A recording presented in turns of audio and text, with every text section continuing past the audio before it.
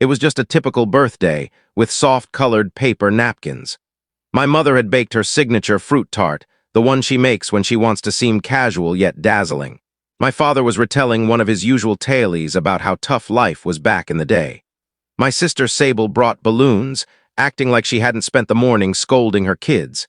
Everything felt ordinary. The kind of ordinary you get used to when you're in the middle of it. Familiar smells, sounds, and patterns. A few chuckles, a handful of grumbles. My daughter Lily had wandered off to play or read somewhere. There were cupcakes, cheap wine, and faint music in the background. No arguments, no yelling, no tension I could sense. I wasn't even thinking. I was just existing, keeping my head low and my words few as I'd taught myself to do. Stay breezy, steer clear of heavy topics, smile like you're not exhausted. Go with the flow. Looking back, I want to grab myself and shake hard. How did I miss it? How did I not sense something was off? But I didn't. If anything, I thought things were getting better, that we'd all found some peace.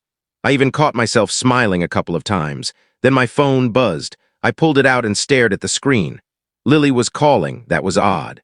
She usually just found me when she needed something. I scanned the room and didn't see her. Maybe she was upstairs or out back. I answered. "Hey, what's wrong?" Her voice hit me like a slap.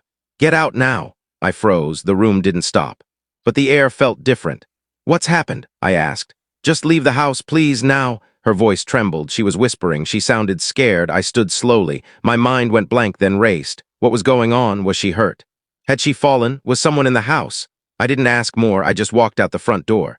No words to anyone, no glance at the snack table or my mother's bright smile. Didn't even check for my shoes.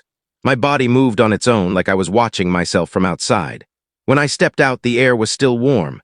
The yard smelled of fresh grass and cheap fragrance, and there she was.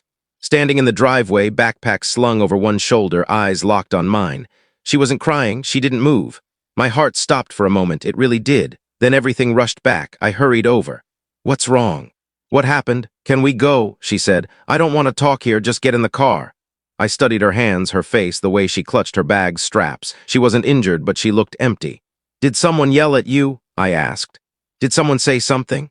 "No," she said. "Not really, just please let's go." I nodded. My voice failed me. I turned, opened the car, and got in. We drove off quietly, not fast, not dramatic, just left. No one saw us leave, or if they did, no one stopped us. She stared out the window. I gripped the wheel tightly. My mind was scrambling, trying to piece together what I didn't know. Did she overhear something? Did someone hurt her, threaten her?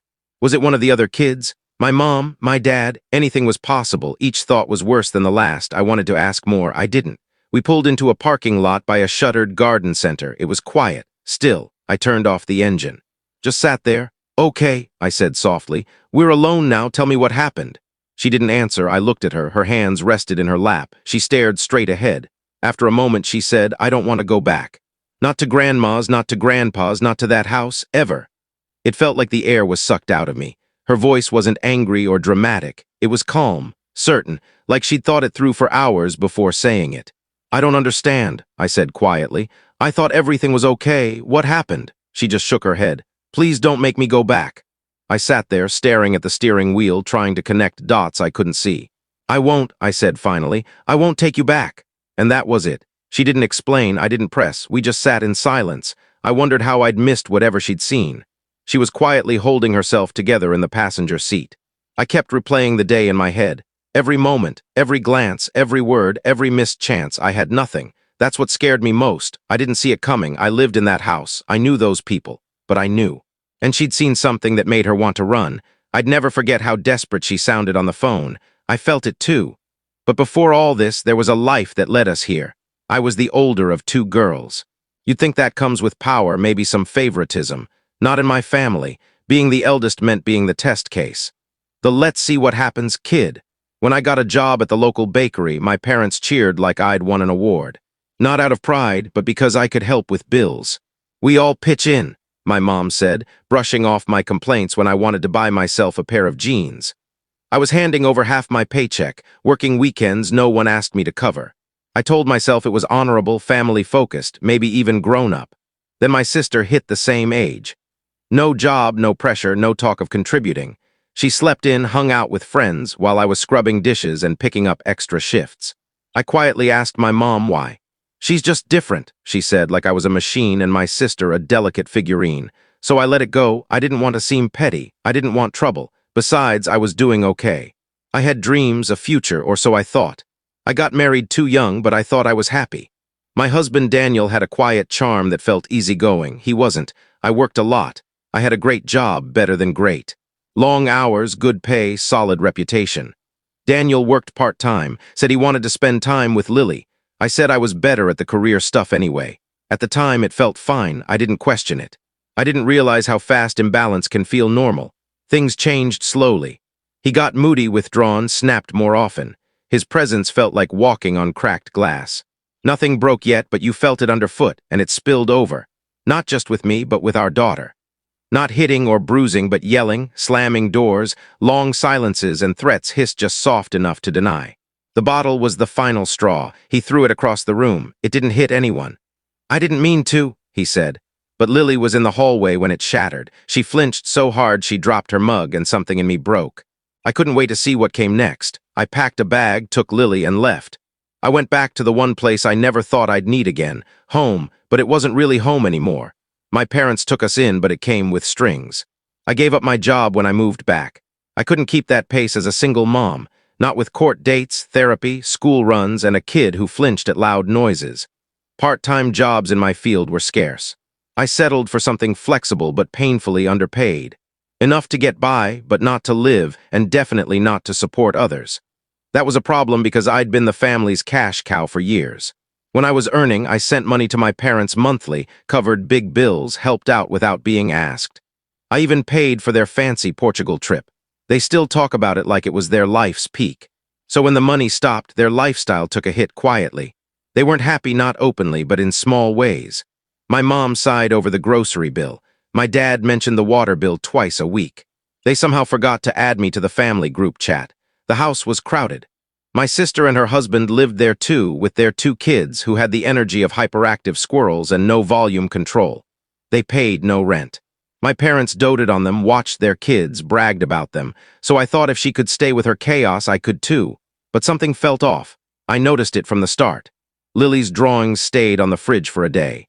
Her plate was cleared before she was done. She was scolded for talking too much after laughing at a show. There were looks, not from everyone, but enough. She noticed too. Of course she did. She stopped hanging out downstairs. She clung to me tighter. She asked if we could get our own place soon. I promised her it was temporary, that family was supposed to help. I believed it until the day she called and told me to leave. We sat in the car, parked under a scraggly tree in an empty lot. My hands were on the wheel, but I wasn't driving. I finally spoke. "Can you tell me what happened?" She didn't hesitate this time. "Grandma, Grandpa, and Aunt don't want me there. They were talking. I was in the bathroom. They didn't know I could hear." I stared ahead and let her speak. "They said they're sending me back to Daddy, that I'd be better off. That they're planning something." She said it like it was just facts, like the news, nothing personal. "I don't want to go," she said, still looking out the window. "I don't want to be near him." I didn't speak. She'd overheard a plan to send her back to the man I'd escaped, and I hadn't seen a thing. As a kid, I thought betrayal would be loud. Like someone shouting "gotcha" while waving a knife. Turns out it's quieter. Sometimes it hides in bathroom tiles and whispers through thin walls. Sometimes it comes from the people who raised you. I looked at her. "They said what?" She didn't blink. "They're planning to make you lose me." They were talking in the kitchen. I was in the bathroom. They didn't know. I braced myself. "They said you'd lose custody anyway, that they could speed it up, that Daddy would take better care of me, and if I went back to him, you'd get your old job back, start helping them again." I opened my mouth. Nothing came out. "They said you'd be better off." She paused. "They said they could plant something in your stuff, maybe drugs, to make you look bad, and then call child services." Silence. "They wanted to frame me." She nodded. Her lips were pressed so tight they were pale. "You're sure?" "They said it, Mom. They said it all, that I'm too much, that I talk too much, that the house is full and it used to be better. They said you're not useful anymore. That he was always the better parent."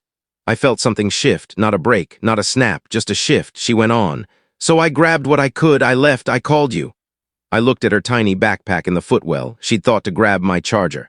I nearly broke then. Instead, I started the car and drove. I didn't go back for clothes, answers, or my toothbrush. I drove straight to Travis's place. Travis and I have been friends since we were kids. He's one of those rare people, a platonic guy friend who shows up, stays quiet, and always has spare toothpaste. He opened the door, holding coffee, wearing one sock. We need to stay here, I said. He looked at me, then Lily, and stepped aside without a word. That's why he's still in my life. That night we slept on his couch. Lily curled up next to me, too quiet for a kid. I stared at the ceiling, counting fan blades while trying not to scream. My phone buzzed 17 times. I didn't check it. The next morning I tried to act normal. I brushed my hair, found socks that almost matched, made Lily's lunch, and tucked in a napkin with a messy dog sketch. I kissed her cheek and said, "You're brave." She nodded, no smile, just pure courage. We walked to school and they were there. Of course they were. My parents stood at the gate like enforcers, but with tote bags and that fake kindness people wear before saying something awful. Lily froze. "It's okay," I said. "Go inside." "I've got this." She ran off. I faced them. "Where were you?" My mom snapped. No hello, no hug, no apology. "I think you know," I said. "We called all night," my dad said. "You vanished with her." "I didn't vanish," I said. "I took my daughter out of a house where people were plotting to ruin my life." My mom blinked. "Excuse me?" I didn't back down. "She heard you in the kitchen planning your little custody sabotage." "That's absurd," she said quickly. "She must have misunderstood." "Did she misunderstand the part about planting drugs on me?" Her mouth opened, then shut. A flush crept up her neck. "We were just talking hypotheticals," she mumbled. "You've been stressed. You quit your job, the custody fight stalled." "I've been trying," I cut in, "while you've been scheming to ruin me because your vacations dried up." "That's unfair," my dad said. "We've helped you." I laughed, actually laughed. "You let me stay after I paid your bills for years, after I funded your Portugal trip and bought your fancy coffee machine." My mom's eyes narrowed. "This is about money now?" "This is about loyalty," I said, "which you traded for a shot at more vacations." "We just wanted what's best for her," my dad said. "You're always fighting. He was so good with her." "He threw a bottle at the wall with her in the room," I said. "He wasn't a father, he was a danger, and you knew it." My mom crossed her arms. "You're too emotional." "You're blowing this." "I'm done," I said. "Done letting you twist this. You tried to destroy my custody case. You tried to erase me as a mother so you could stay comfortable." Silence. I looked between them. "You want comfort, you'll get it. Starting now, you'll never hear from me again. Not a dime, not a visit, not another piece of me." "Don't be dramatic," my dad said. I turned. "You haven't seen dramatic." I walked away. That night, Travis found me in his kitchen, clutching a mug of tea I hadn't sipped. "You okay?" he asked softly. "No," I said, "but at least I know where I stand." Lily came out in her pajamas, holding the dog sketch napkin. She didn't say anything, just sat beside me and leaned her head on my arm. I didn't cry. I was too drained to feel broken. I'd lost my parents. Or maybe I finally saw they were never mine to lose. What I hadn't lost was sitting next to me, and I'd burn the world down before anyone took her away again. You'd think after everything I'd relax when things settled. I didn't. Silence, I learned, is just betrayal catching its breath. It had been a while since we'd heard from my parents. No texts, no threats, no random cousin checking in, just quiet. Travis called it peace, I called it suspicious. Lily was doing better, slowly, sleeping again, eating again. She started drawing these odd little comics of wolves battling snakes, and I didn't ask questions. Because in the end, the wolf won and curled up in a den with her pups. That was enough for me. I was still at Travis's. I say still like I had a place lined up but hadn't signed yet. I didn't. I had nothing planned. And Travis, bless him, never hinted we'd overstayed. He made pancakes for Lily, coffee for me, and I started to believe he meant it when he said, "Stay as long as you need." Then came the job offer. It was flexible. It paid well. And I wouldn't have to sacrifice my soul or my time with Lily to afford groceries again. I didn't cry when I got it. But I did lock myself in the bathroom and laugh until I coughed. That job was my first taste of my old life, with the good parts creeping back. Of course, that's when I saw the photos. I wasn't even snooping. I checked Instagram for Lily's school art show updates. And there they were, my parents. On a beach with Daniel. Daniel tanned and grinning like he owned the judge. Sable was there too, smug as a soaked cat, holding a coconut drink like it was evidence. The caption read, "Family above all. So proud of the father he is to our granddaughter." I didn't drop my phone. I just stared, then showed Travis and said, "Well, that explains the silence. They're tanning their betrayal." He didn't speak for a moment. Then he handed me a cookie. That's why I love him. Child Protective Services showed up. They knocked at 9 a.m. on a Thursday. I opened the door half-dressed. Lily was brushing her teeth, and Travis was in the back, wrestling a leaky faucet with a tiny wrench. "We got a report," the woman said, holding a clipboard.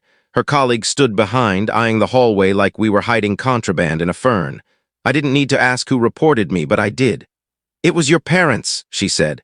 Of course. They claimed I'd run off with Lily, that I was unstable, that I had no stable home, that I was exposing her to unknown men, meaning Travis, who was in the kitchen pouring juice into a unicorn horn cup. They checked the rooms, asked Lily a few questions, looked in the fridge, found nothing, and said we'd hear if they needed to follow up. I thanked them with the warmth of a plastic bag. Then I went to the bathroom and threw up. I sat across from my lawyer, who was poking at a salad and muttering, "This is serious, Julia." "No kidding," I said. He said if my parents testified for Daniel in the custody case, it'd hurt badly. "They're close family," he said. "They know you. If they paint you as unstable, it'll carry weight." I asked my lawyer, who once wore a flamingo tie to mediation, "Do you think I'll lose her?" He sighed. "Not if she speaks." That night, Lily asked if she'd have to talk in court. I said yes if she wanted to stay with me. She didn't blink. She just said, "Good," and went back to her wolf comic. This one had snakes in granny wigs. The courtroom smelled like air freshener and lies. Daniel showed up in a suit so stiff it seemed to wear him. My parents came in behind him, sitting by his side like they were his now. Sable didn't look at me. Lily sat beside me, swinging her legs nervously. Travis gave me a small smile and sat in the back, a steady presence. The first day was brutal. My parents testified, calling me erratic, emotionally unsteady. My mom said I'd always been too sensitive. My dad nodded like he was on a documentary called How to Ruin Your Daughter in Court. Sable backed them up. Daniel was a great dad, she said. Stayed home, cared for Lily. Always patient. I wanted to stand and yell, then why did I leave him? But I didn't. I sat there, nails digging into my palm as they described a version of me I didn't know. Then it was Lily's turn. She took the stand like it was a school speech. She looked at the judge, not her father. "I want to live with my mom," she said. "She listens to me. She makes me feel safe. She never yells." They asked about Daniel. She paused, then said, "He gets mad. He throws things. He threw a bottle once. It scared me." Silence. Then she added, "I don't want to live with him. I don't feel safe." They asked if anyone else made her uneasy. My grandma and aunt said they wanted me to live with him, that they'd make mommy lose me. They said they'd put stuff in her bag to get her in trouble. Silence. I wasn't crying. I couldn't. It felt like I'd been dropped into a void, and that should have been enough. But the universe wasn't done. During a break, Daniel approached my mom. They argued. I couldn't hear, but I saw his hand grab her wrist, hard and sharp. She pulled back. If you enjoyed this story, make sure to like, follow, subscribe, and turn on the bell icon so you never miss the next chilling tale.